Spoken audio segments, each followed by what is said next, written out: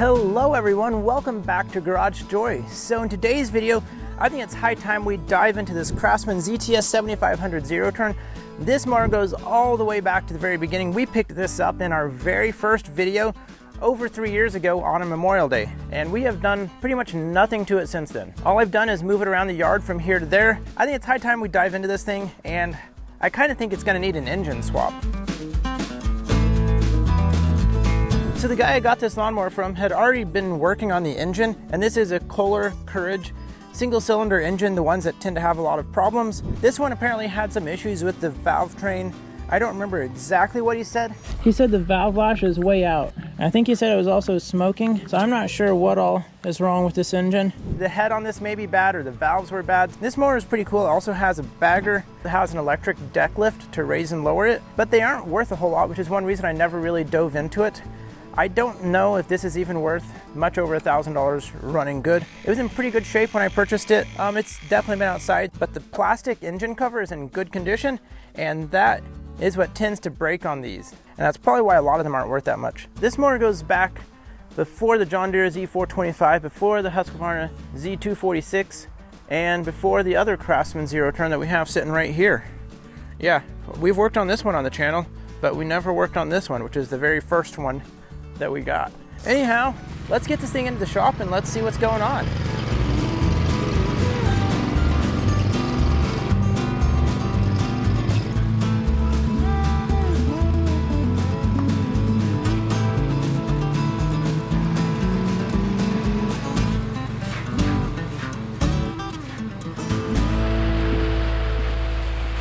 Alright, it's raining a little bit outside, so it's a little noisy, but let's see what we got here. I'll get all this stuff off here so I can flip up the seat compartment. Well, here's our infamous Kohler Courage engine here. And this guy, he did some work which makes some things nicer. Basically, he chopped off this bar here and welded a piece of flat bar in. What that does for us is it makes it a little easier to pull the engine out. At least that was his intent. Man, it is really oily down here. Yeah, so from what he described, I think this engine probably is a goner. I'm gonna try to see if the battery takes a charge. It's probably not. And then we'll see if we can get this thing to crank over, see what it sounds like. Okay, now I don't have any compression. Where'd my compression go? Let's hook up a jumper pack and see if this thing will crank over. See what it sounds like. Alright, jumper pack is hooked up over there. Let's see if we have a good enough connection to do anything.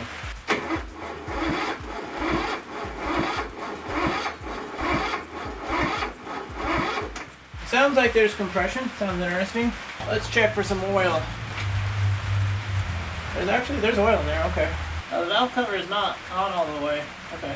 I just noticed that those bolts, that bolt's not in all the way, and that bolt down there is not in all the way, and neither is that one on the other side. All the critical bolts for not leaking are not in all the way.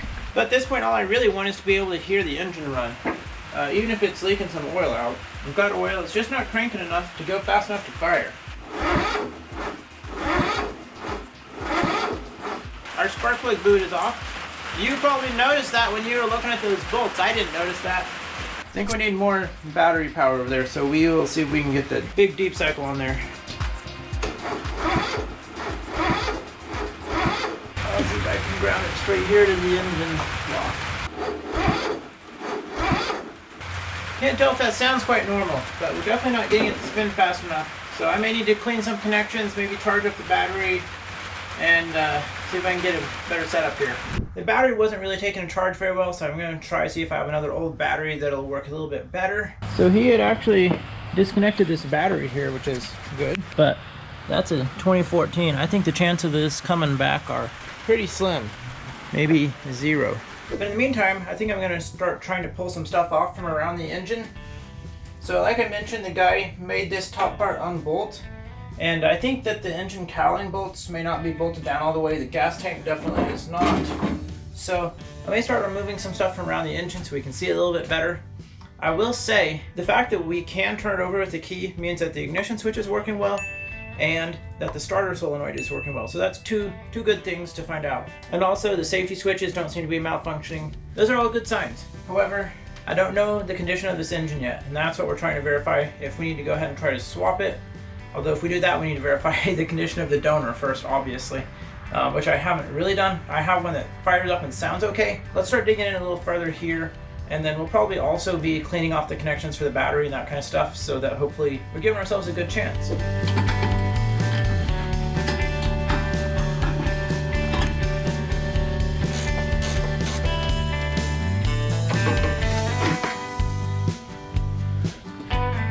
It'll be interesting to see what we find under here after years of sitting. So this engine actually looks pretty good. It may not be too far gone.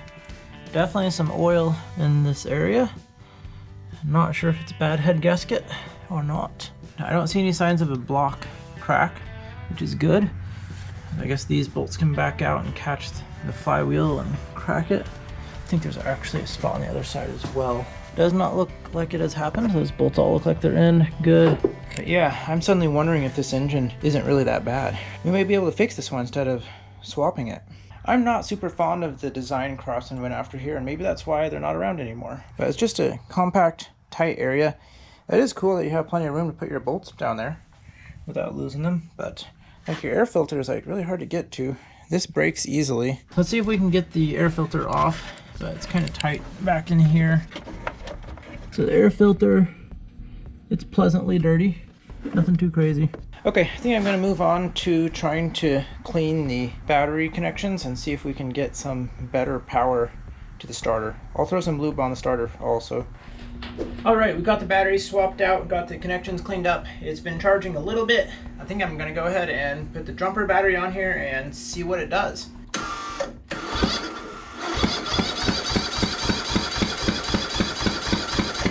That's much better. All right, ready for some fun here. Some go juice.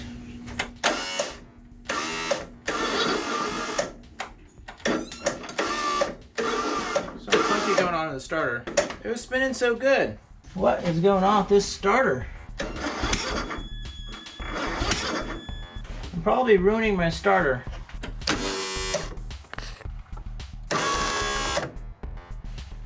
What is going on there? I don't get it. I don't think I've ever seen something quite like that, but I'm no expert. I may go pull the starter off the engine that I think is bad out there. So here is the other Kohler that fired up but sounded bad. There's the starter. It's easy to get to.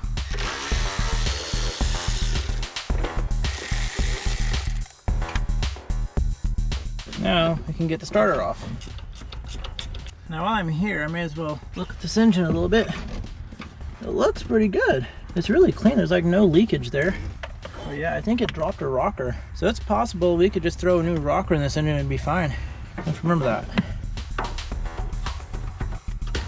I'm missing that rubber cap. Those rubber caps can be important. Okay, yeah, so we're missing the plastic cap that goes on here. Ouch, that is still hot.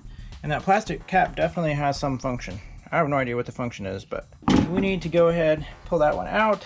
What if it's entirely centrifugal force that makes it come up and engage, and I just lubricated it, so now it can't do that? But why would the centrifugal force make it go up? I'm not sure how these starters work. Somebody out there I'm sure knows much more than I do, but I'm gonna swap the starter in there and see if that works better.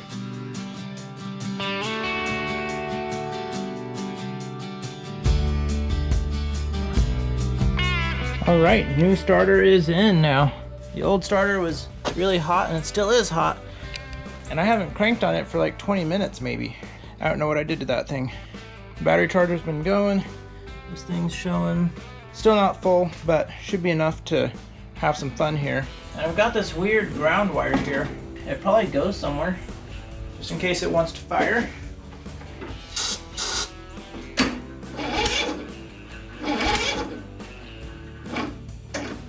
Wow, this thing does not want to spin.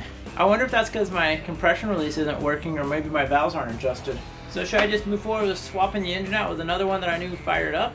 Or is this one close enough that it could be something easy? I could pull my spark plug, see if it'll spin over that way.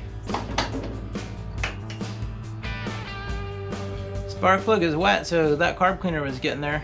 The engine should be able to spin over pretty easily now with no compression, hopefully. Yeah, okay. While we're at it, let's check for spark. Make sure that broken ground wire isn't actually a culprit to keep it from running. Yeah, it's sparking. So the engine doesn't sound bad. So let's go ahead and put this thing back in. Okay, yeah, I'm pretty sure we've got a compression release issue in the valve train. So let's go ahead and pull the valve cover off and see how the valves look.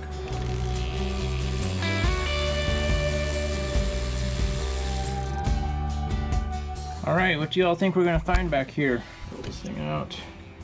Let's not lose it this time. See if this comes off. Oh yeah, it comes off. Nothing too crazy there. Oh wow, that is way too loose.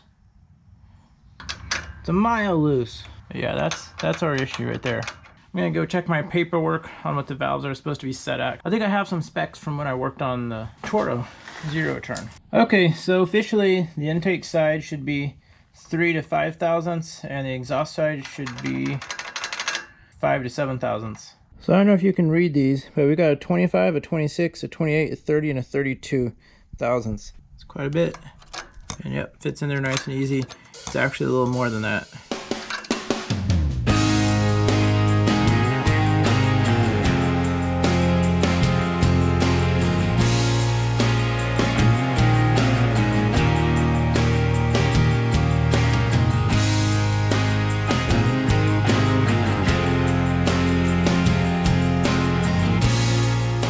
Alright, I think I got the valves adjusted pretty good. So now I'm going to go ahead and throw the valve cover back on and we'll see how it goes.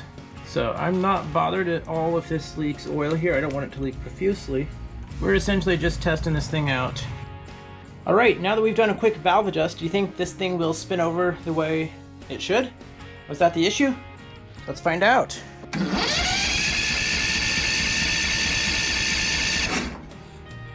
Now it feels like it has no compression at all. No, it's definitely got compression. Okay, let's see if it'll fire up.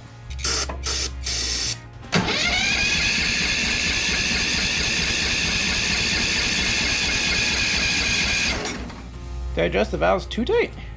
No, I could still definitely get the feeler gauge in there, so it shouldn't be too tight. That made a world of difference, but it's still not firing up. I can't see what's going on down here. Where am I supposed to spray this stuff? Oh, there's the carb over there. Ah, spraying in the wrong spot. Okay, this should light it up.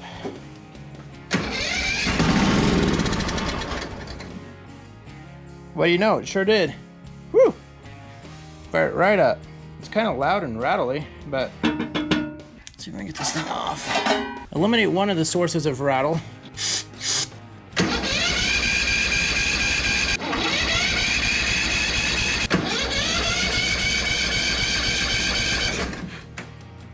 Wow, it's almost like it didn't get any carb cleaner in there at all. I think it's just really easy to miss the carb opening there. Okay, I'm gonna put you on the test stand and we'll see how it goes. But yes, we got the engine running. Haha, it's exciting. And I wonder if it would have run with a really loose valve if I had just sprayed the carb cleaner in the right spot. But I'm kind of glad it didn't because that was really loose. Yeah, I'm gonna see if two hands I can get this thing to fire and stay running and we can see and hear what it sounds like.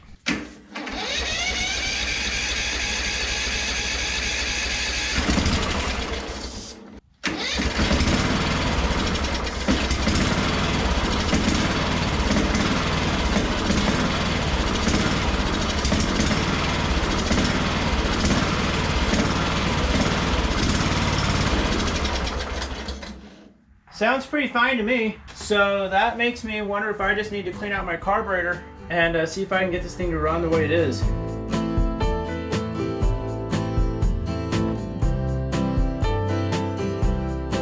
Alright, we finally got this puppy out of here. It's a little bit of work because that thing is a little hard to get to from the back side over here. Let's clean this thing off and see what it looks like on the inside. The number one thing I noticed is that the solenoid was not firing. It did get super hot though. It's definitely getting power.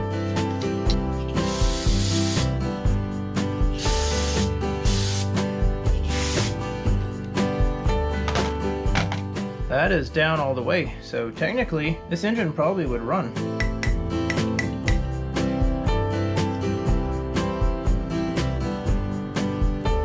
float bowl looks really clean, a little bit of dirt in the bottom. Wow, this carb is super clean.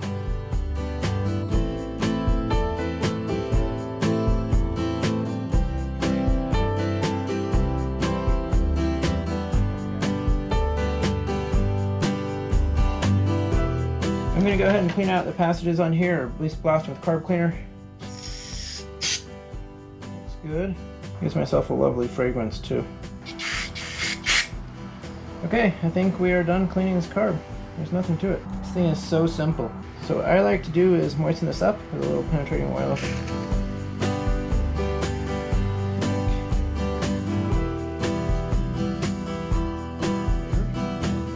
Alright, this carb is good to be reinstalled now.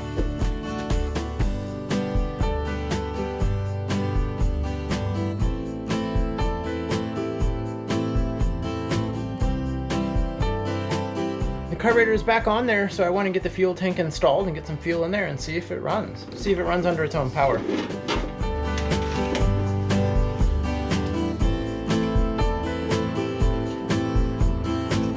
Alright, here goes nothing.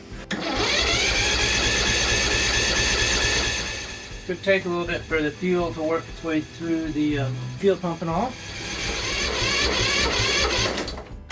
Check and see if we're getting fuel to the fuel pump here. It should squirt all over. Alright. Fuel pump is not pumping, but it's probably really dry, so I may need to prime it if I can find my... I had a little bottle for spraying gasoline on stuff. Here it is, an old saline base bottle. Just kind of prime this thing up. Gas in the different places.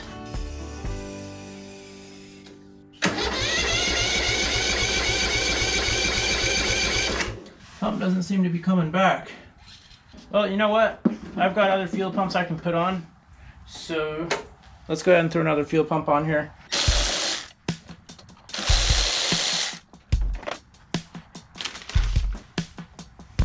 I'll put a little gas in this one as well, just to give it good odds. All right.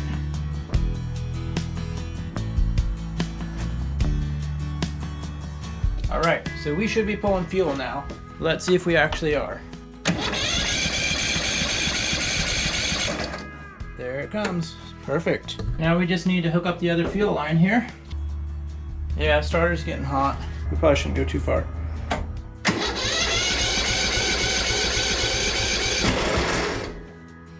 Yeah, it fired under its own power. Let's go. So it just fired. Let's see if it'll fire and stay running.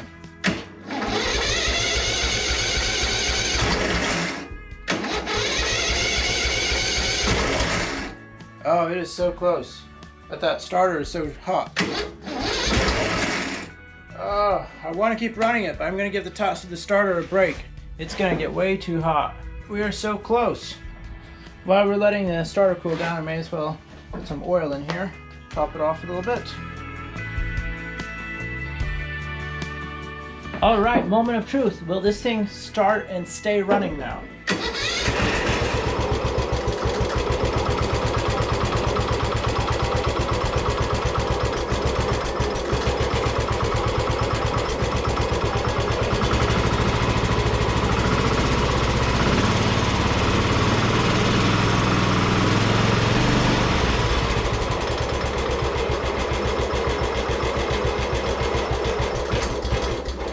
It's running pretty good. You know, a little smoke, a lot of smoke off the exhaust, but yeah, that thing runs. Won't quite run at super low throttle. That's not exactly surprising.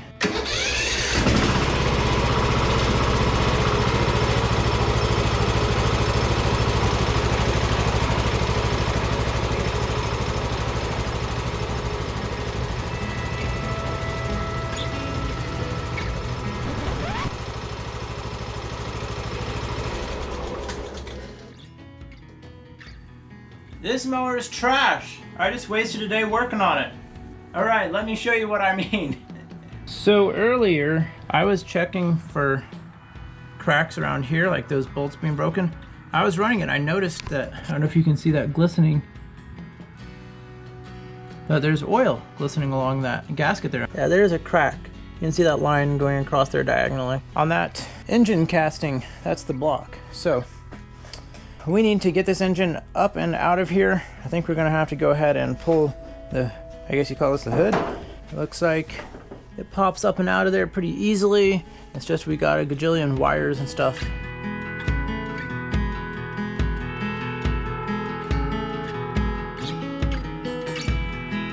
All right, so we're out of time for this video, so we're gonna wrap this one up. It looks like this one's gonna be a two-parter. We did confirm my suspicions that this mower needs an engine swap, but we're gonna see if we can get that taken care of in the next video. So stay tuned for part 2 on this series. Thank you all so much for watching. As always, don't be afraid to get out there and break a wrench, but more importantly, stay safe and let's keep making stories. We'll catch you guys on the next one. And you may wanna check out the very first video on the channel where we picked up this mower. Thanks, guys.